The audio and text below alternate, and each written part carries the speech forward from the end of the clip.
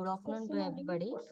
We are honored to have our scientist, senior scientist, Dr. N. Anuradha ma'am from Indian Institute of Millets Research, Hyderabad. She has completed her PhD in Agriculture Economics from Anand Agriculture University, Gujarat. Later, ma'am has joined ICAR-IIMR Nagpur in 2010 and then IIMR in 2019. She has handled both externally funded and institute-funded projects. While at CICR Nagpur, she has contributed to development of cotton database, cotton price forecasting models, impact analysis of cotton production technologies, production economics, and credit and gender-related analysis. Presently, she is working on the development of millet database, and her research is focused on production economics and marketing of millets. Dr. N. Anuradha ma'am has more than 25 publications, research papers, popular articles, and books chapters to her credit. Now I welcome ma'am to share her talk on economic perspectives of millet production and processing. Thank you. Ma'am, kindly unmute yourself, ma'am.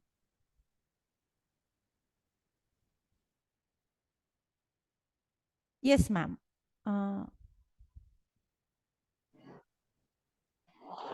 Thank you, Magna, for the introduction, and a very good evening to good afternoon to all. Let me share my screen.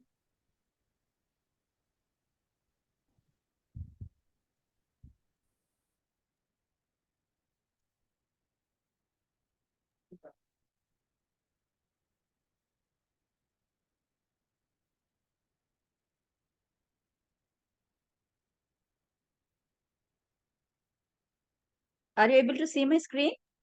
Yes, ma'am. Yeah. So, a very good afternoon to all the participants, delegates, and dear friends. So today I'm actually this is not much of an FPOs and all, but just giving an scenario of millets, both at a national and global front, and marketing certain aspects of marketing which really the FPOs can think over. So just giving a scenario in India, so not so exclusive for the FPOs, but it's a kind of an information or knowing certain facts about the economic scenario and the marketing of it. So it's an economic perspective, millet production and marketing. So all by this time, you know what are the major millets. I don't want to go for this. So IMR is working on these 9 millets. And there are C4 crops, small seeded grasses, and they're almost they are contributing to 15. They are in the 15 million hectares with a production of 17 million tons, contributing almost 10% to the country's food grain basket. You are able to hear my voice? Yes. Yeah. Yes, ma'am. Yeah. So this is the, if you go to the global and global scenario, if you see Africa is a largest continent with the 489 lakh hectares, it's producing almost like 423 lakh tons. Followed by the Asia, then you got America, then the Europe, and then Australia and New Zealand. So if you see in 2022, the global area estimated almost like in 71 million hectares. Why I'm giving all these things is that being a FPOs, you have to go for in a different markets to the not only national, it's a global. So knowing at the overall aspects, economic aspects also, it's very crucial. So this is how, that's why I just thought that let me keep up both the scenarios. So in 2022, if you see the global area, it was almost like 70 million hectares. And but if you see the trend, it is from 2020 to 12, it is almost like more or less it was maintained. But the production, it was 90.65 million tons. And also, if you see over the decade, it was only 0.3% growth with 88.31 million hectares in 2012. Now it is 90.65, where the growth was only 0.3%. If you see the global area, it is like, excuse me, 1 minute.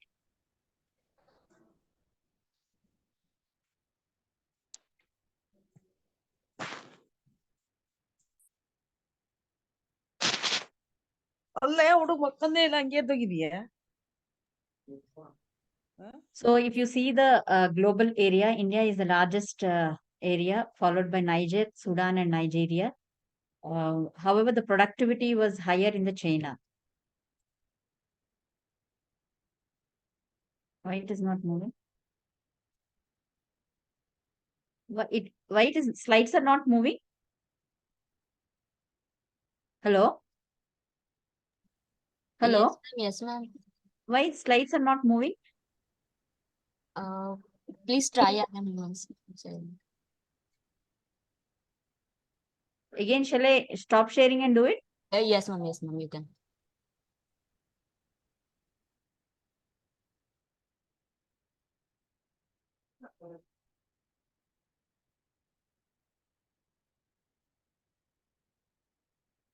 Okay.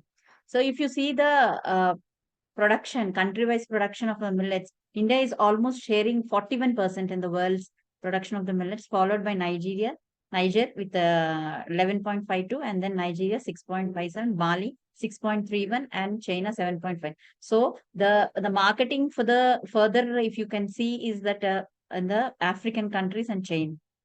So if you see the decadal of Africa, Asia, and Europe and Oceania, if you can see that area is almost reduced, but in Africa, if you see, it was almost doubled.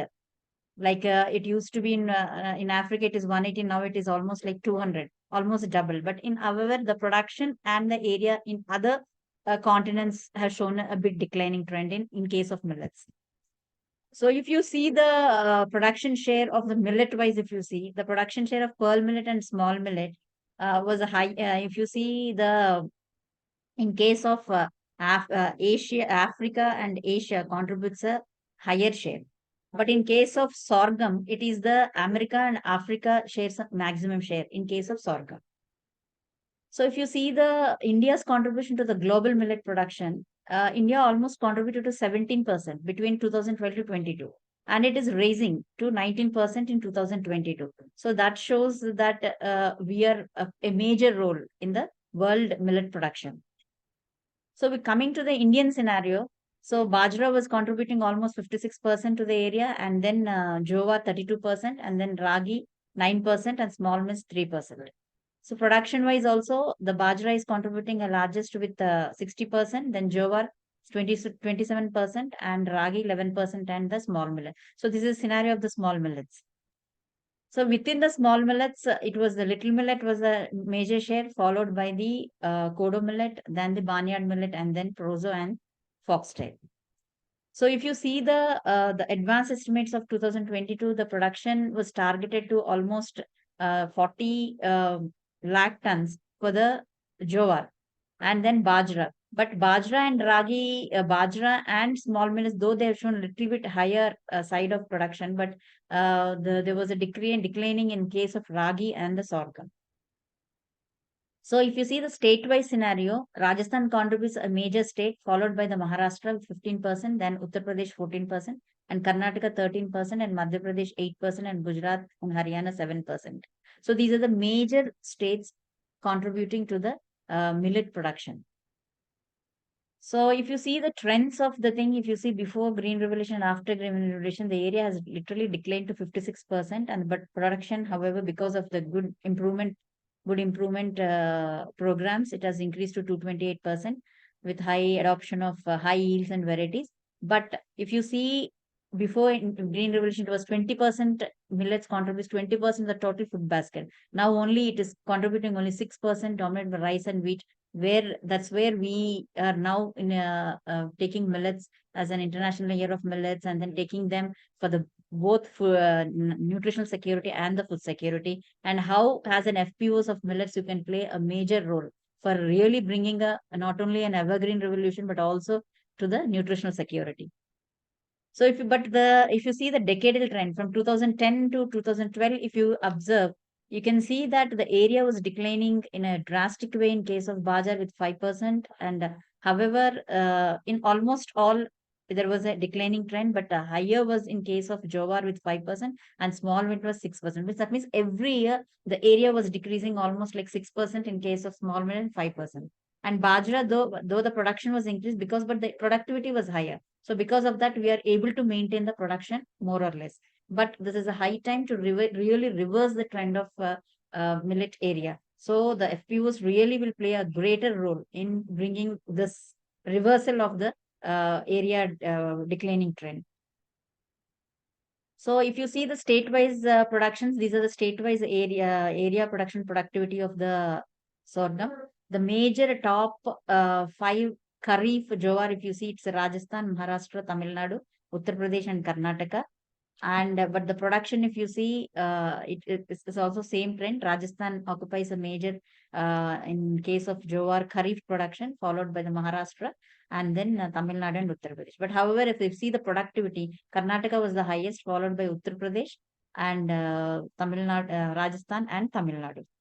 In case of Rabi, if you come, it is Maharashtra occupying a major Rabi area, then followed by the Karnataka, then Tamil Nadu, Andhra Pradesh, and Gujarat.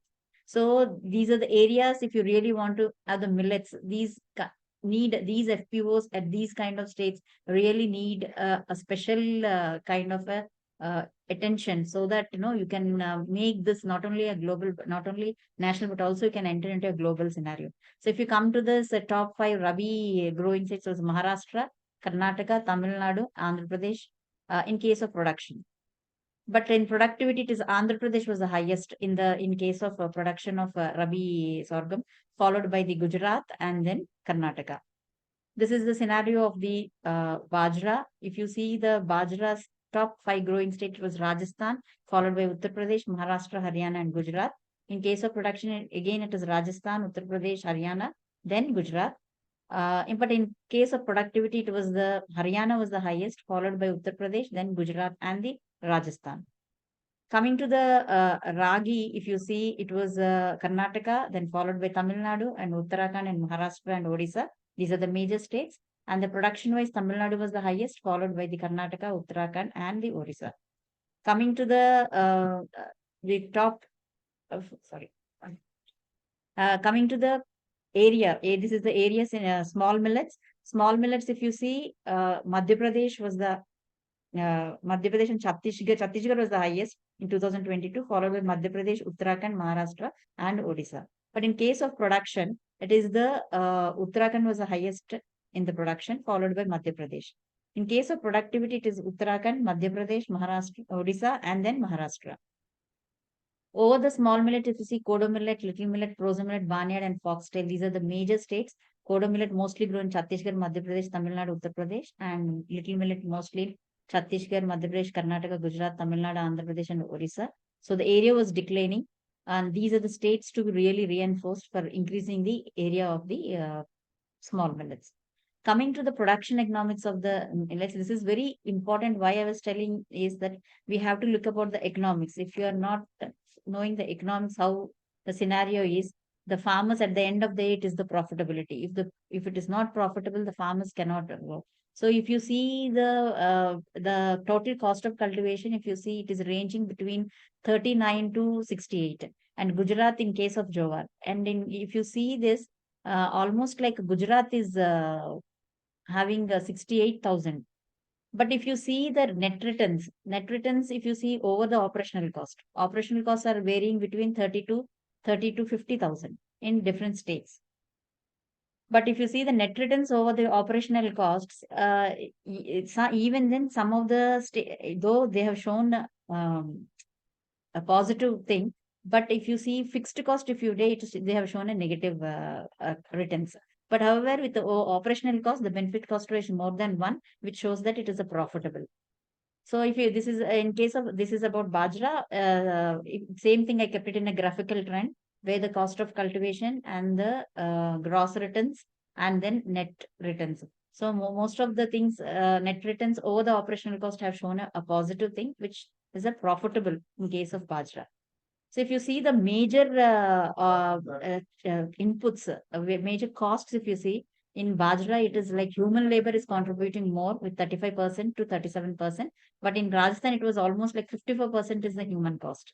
And then followed by the machine labor, then the animal labor, and then in fertilizers and the manures. So in case of Bajra, in case of jowar, if you see, the operational costs are ranging from 30 to 55,000. And if you see here also, the net returns over the operational cost, if you see in Rajasthan, it has shown a negative trend. So except in Rajasthan, others have shown in Bajra a positive benefit cost ratio. So that shows that over the cost of cultivation, the gross returns are higher in many of the states except Rajasthan. Here also in Jowar, mostly 30 to 40% are going for human labor costs, and fixed costs are more here with 34 to 40%, then followed by the machine labor, then fertilizers, and then the animal labor. So if you come to the Ragi, I took only here Karnataka and Orissa. If you see the total operational cost of Karnataka, it is more higher than the Orissa. It was like 54,000, and there it is 33,000 per hectare. So, but this is because the Karnataka is getting a higher yield, though it is getting higher yield, and though the cost of cultivation, is higher, the net returns and benefit cost ratio was less than in Orissa. So this is the cost of, if you see net returns over the Karnataka and Odisha. So the Odisha in Karnataka, they have shown a negative returns, though the yields are higher and because of the more of cost of cultivation. So this is the human labor contributing almost to 33, 45% in case of Orissa and 45% in both Orissa and Karnataka. But 26% after that it was fertilizers and then the insecticides. Coming to the trends, if you see the cost of cultivation of major jowar producing states, if you see that in almost in every state, the increase in cost of production was very higher. Like if you see in Rajasthan, it is almost like 267%, almost doubled, tripled. So that shows that how much the costs are increasing over the years, just in 10 years. So, but when you observe the prices, if you see that I have given you in yellow the prices and green in the costs. That means every year the costs are increasing at a rate. In case of, suppose if you take in Tamil Nadu, it is increasing at a 15%. Means the cost of cultivation of is increasing at every year 15%. But the prices are moving only with 11%. So only 11% is in. So in almost all states, this is a scenario except in Andhra Pradesh. In Andhra Pradesh, the costs are increasing, cost of cultivation is increasing, but the prices are higher. So this we have to see why in different state this price scenario, how the farmers are marketing it, what kind of the markets they are focusing, and what kind of channels they are following, so that the farmer will get a better price, or to the marketing strategies or the production strategies we should really look upon when you see the prices of the different. So these are some of the things the farmers producer organization should know, how the price is moving, how the costs are moving, how we can get a better price, which market to be which variety to be targeted, what kind of production technologies we have to increase. These all things will really, if you can look upon this kind of analysis, you will come to know where really how the trend is going and how we can do it. If any changes, if some states are having that, then we can adopt those state related good technologies or the marketing strategies, or any other things which can give a better price for your produce. So in case of net returns also, if you see, yes, in Karnataka, they were almost all have shown, but this is over the operational cost. I didn't tell fixed cost. This is for the operational cost, the net returns. But still in Andhra Pradesh, it was shown a declining trend over the years. Then if you see the cost of cultivation of Bajra also the same thing. But the operational costs have increased so much in Gujarat. It's like 214, and then Rajasthan. Almost like 4 times it has increased the costs. That means you see that 2008, 15,000 per hectare. Now it is almost like 47,000. It's really moving. But is it moving in the prices? No, it is only 9%, 13% costs are moving, but the prices are moving only at the rate of 6, 5, and 8 or 7%. So this is where without the prices, these things through FPOs, if you can come out, then you can fix your prices and then it can be a more profitable. So same thing, if you see the net returns in Rajasthan and Andhra Pradesh, they have shown a negative trend, but in Karnataka, yes, in Karnataka and Madhya Pradesh, the net returns are really higher. And coming to the operational cost of Ragi, in Ragi also scenario, but in Uttarakhand, since mostly it was maintained. Like in 2011, there not much difference in the cost of cultivation. Mostly they go organically. Maybe that might be the reason. But in Tamil Nadu and Karnataka, since they use inputs and all, there was an increase in the cost of cultivation. But the prices are, if you see the costs in case of Karnataka, and the prices are still less only compared to the costs. And these are the net returns. Coming to the millet trade, the millet market size is going to witness a 4.5% compound growth trend over 2025. So that means the market value will be almost like 12 billion by 2025. So this is the Indian millet in 2028 it was published, and they are expecting that almost like 5 billions in by 2022, and 2025 it will be 12 billions. So coming to the global millet imports, if you see almost the global import, it was has increased like almost it is doubled. Like USD it was 2.49 billions in 2011, but it was like 4.22 in 2021. So this is the scenario. So where we can really utilize this a positive trend, so that the FPOs, if you can make a trend, if you strengthen yourself, you can even enter into a global market where you will get a good price for your produce. So it's almost showing a very good trend, which we can really tap this potential. So in volume terms also, it has shown an increasing from 2011. If you see, it was 6.8 in 89, but now it has raised to 24.7 million metric tons by 2020 with a 14% decadal growth. It's a very good trend. In 2021, China was leading importer of millets. Its value term is almost like 3.4 billion imports. Then Burkina Faso imported the maximum quantity of millet, standing 12.2 million metric tons. So millets, if you see by 2025, the main products which they are showing and potential in the global markets are the infant foods, bakery products, breakfast foods, beverages, fodders, and others. So this is how the trend will be, and more of an fodder, then the beverages, breakfast, and infant foods are going to catch up in the global market, where the millet value chain, if you can work it out, FPOs can work it out on these kind of products, so we can even tap the potential at a global front. So this is how they have been projecting the food and beverages in almost all the continents. They have shown a positive trend. So coming to in year 2021, India has ranked 7th in the global millet exports in terms of value, almost like 65.10 millions. That means 1.6% of the global trade, and 10th in terms of volume. So India witnessed export rising from 55.2 millions in 2011 to 65 million tons in 2000. So it's showing a positive trend. But however, the exports declined to negative 0.8 2011. It is in terms of volume the rate, but in terms of value, yes, there is an increasing trend.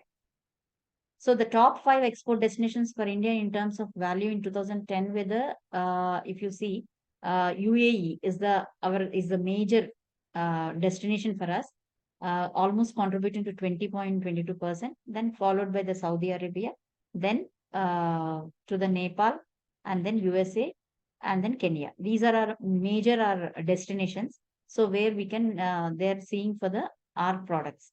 So in terms of volume, top 5 destinations in India were UAE with 37.8 million and Nepal in case of volume.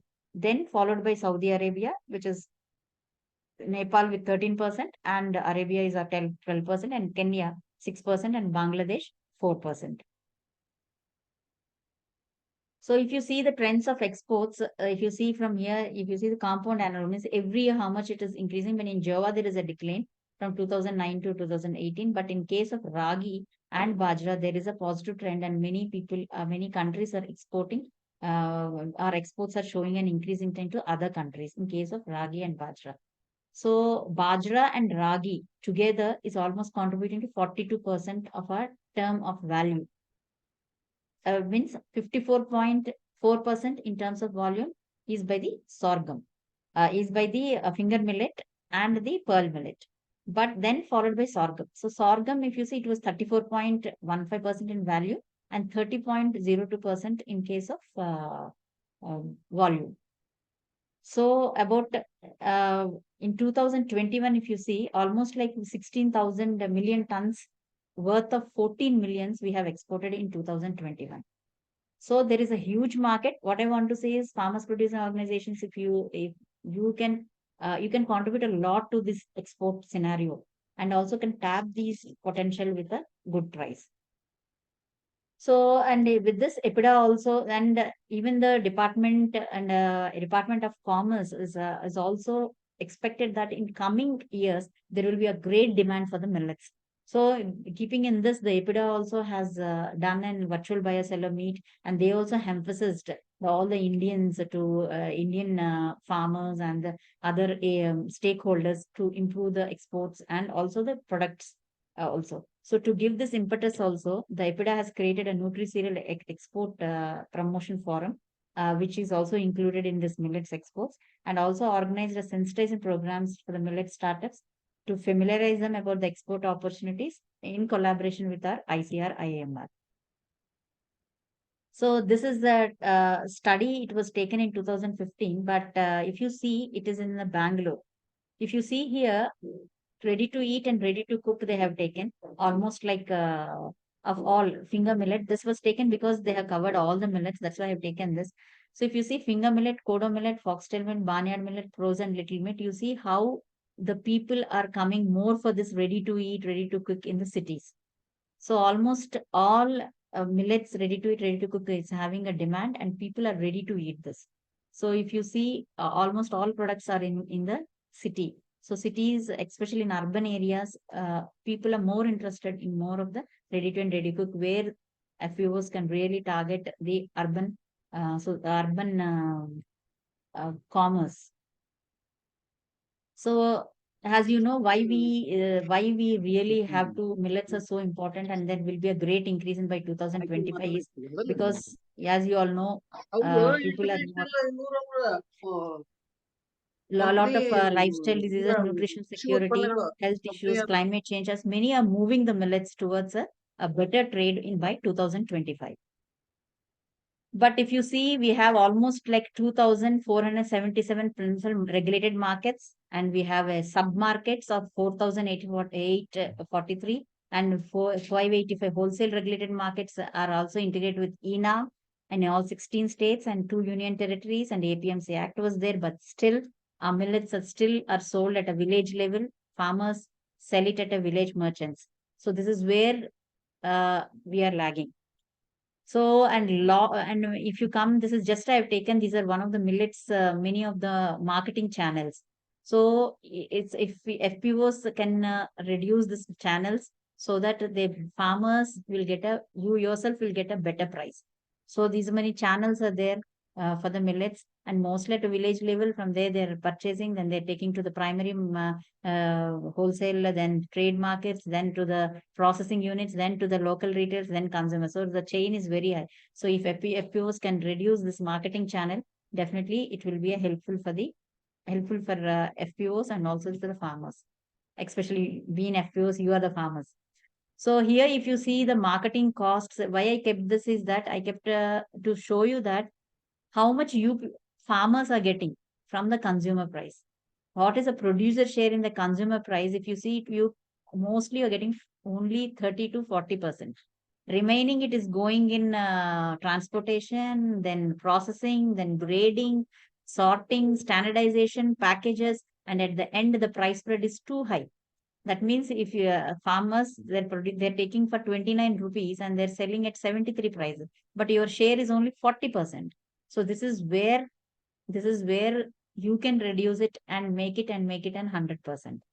So for this is the main reason the FPOs have come up. So the coming impact or coming things is that how to reduce this price spread and how these all things can be taken up by the farmers so that farmers are get benefited. So in almost all, I have taken sorghum, bajra, ragi, kodu millet, little millet and all. And especially in small millet, the price spread is only the farmer share in consumer rupee will be very, very less, maybe 20% or 25%. I didn't keep much of the studies, but many of the studies they have done, all are showing this is a pretty decent price spread once I kept. At maximum, you get 40% or 44%. Other things goes for this. So this is where the FPOs and the processing units at FPOs level will really help us in declining the price spread. Same thing here in the pearl millet. I want to keep in pearl millet. If you see different markets, different kinds of risk. The more the market channel, the market efficiency is also low, and the price received by the farmers are also very less, and the price spread is also very high. So this is how a retail price and then how much the farmer is getting share. So this will help us in knowing that how we can really plan our strategies, marketing strategies.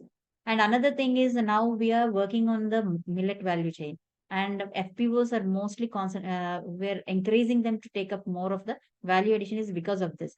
Here, if you see, just this is for the quintal. Suppose a farmer from a farmer from a 1 quintal I purchased with 3,200 rupees, and then we get then if you can take a farmer like organic farmer association or come processor, if you take, then you get it, and then if you value add it with that you are getting almost 6,000 rupees. Then when it comes to your margins and then you purchase it, you are selling it, that you make a cookies, you make a biscuit and you are selling it for 13,000 rupees.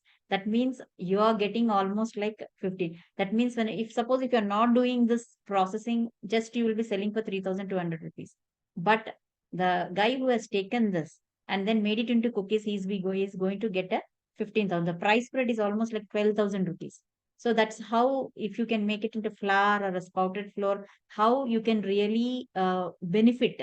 So this kind of analysis really reflect us and tell us that this much you're going to get the benefit from the. So how much, if this was not there, then if the farmers, they're selling for 3,000 rupees for the quintal. But with that, he made a cookies or a flour, and then he gets almost like 5 times, 6 times prices.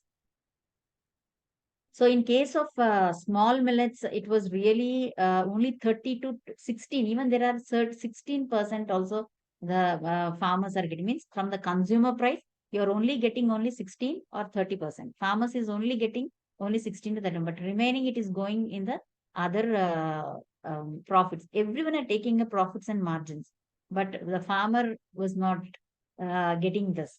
So this is the scenario, though we are getting MSP, but the value addition and FPOs will really play a crucial role, so farmers will get benefited. So actually, being a FPOs, all of your CEOs, you already know about this, but just for the information, the millets giveaway is a special marketing campaign being undertaken by the Small Farmers Agribusiness Consortium, a society promoted by Ministry of Agriculture. And under this campaign, all FPOs, farmers, with the aim of supporting small and marginal farmers especially. So it's they encourage directly to buy from the FPO selling millets to ONDCs by a store connected to the marketplace.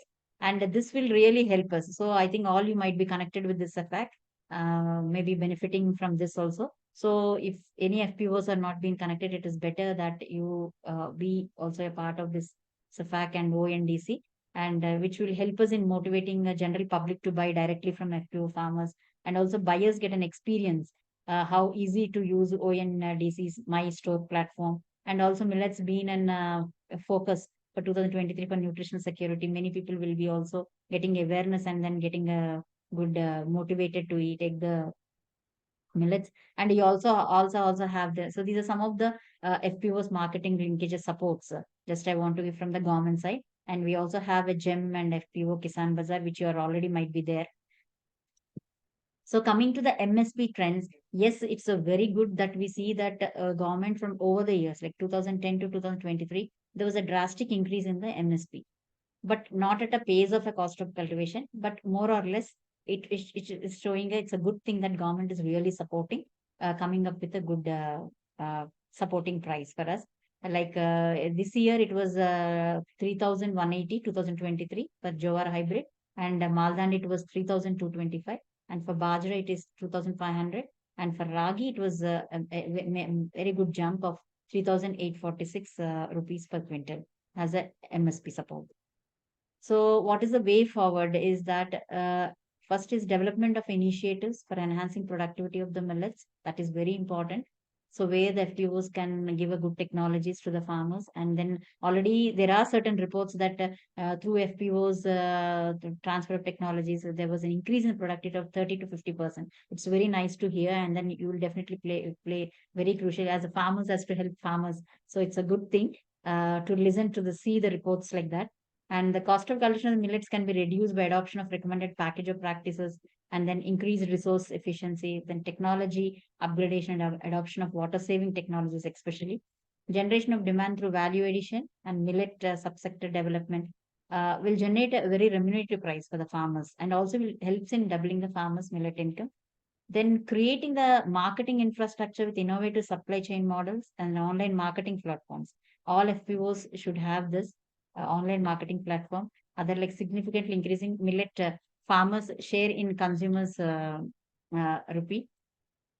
Then the imperfections of marketing of millets, they need to strengthen, so that with more market information, value chain linkages, regulation of the middleman, development of exclusive channels exclusively for the FPOs, and then public-private partnership, it will really help us in making FPO, even the linking up with FPOs also, it's a good thing we can make it. The government should include millet in public distribution systems and supplementary nutrition program, where FPO can directly give it to the these kind of programs, linking it up. And it should incentivize farmers growing millets, and specific value addition practice like grading, sorting, cleaning, processing, and package should also be supported. And training regarding the entrepreneurs and the FSI related issue informations, and regarding the proper processing and ensuring proper packaging and processed products at the FPOs levels is very crucial. The government should promote millet marketing through statehood livelihood mission non-profit, and must organize special camps in the rural areas. Mixed cropping, intercropping, crop rotation models should also be promoted, and formulation of study price policies like expanding coverage of small millets under MSP, then procurement of millets through MSP, and providing insurance coverage to all nutritional enterprise, procuring millets under FPO and state government departments, policy for enhancing millet FPOs in developing infrastructure value addition marketing, and guidelines for all the state government to design and implement the millet machines. And then the farming aspects such as the FPOs infrastructures, seed hubs, farming incentives, farm gate value addition, capacity building towards increasing cultivation area and millets, establishing standards and grades for small millets exclusively, and establishing HSC codes for small, which we are not having, and we are working on that. And if more and more FPOs are ready for the expos, then we can really come up with HSC codes. Then R&D for increasing shelf life, then identifying export market trends and potential for various millet value products. So farming USP for various products. So being international year, we have already done with 2023. So these all things needs to be concentrated, so that we get an economic status of not only a farming community, but also we'll have a healthy food, and especially, and also concentrating more on holdings of the marginal. Thank you. Thank you for giving this opportunity.